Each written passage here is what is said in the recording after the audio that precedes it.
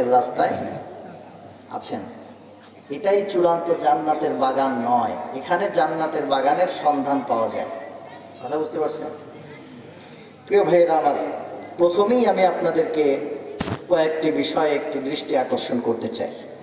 তার ভিতরে প্রথম হচ্ছে, আমরা এই যে তাফসীরুল কোরআন মাহফিলে আসি, কেন আসি, কি চাই আমরা এখান থেকে,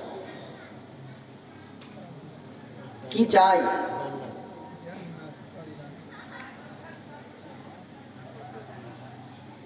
মৌমাছি ফুলে ফুলে ঘুরে বেড়ায়, তাই না?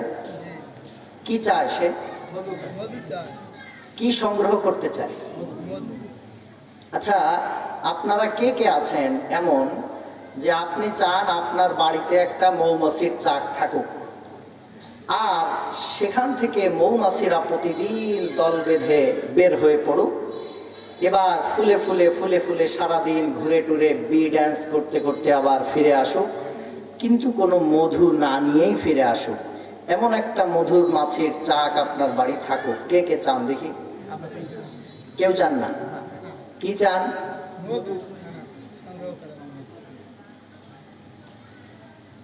প্রিয় ভাইরা আমার, মৌমাছি যেমন মধু না আনলে আপনি পছন্দ করেন না, আমরা এই যে জায়গায় এসে বসেছি, আমাদের উদ্দেশ্য কি সংগ্রহ করা, আমরা কি চাই?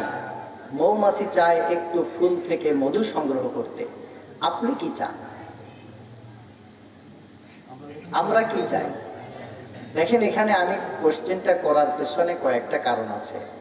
তার ভিতরে একটা হলো, আমরা যদি আমাদের উদ্দেশ্য সম্পর্কে ক্লিয়ার না হই, পরিষ্কার না হই,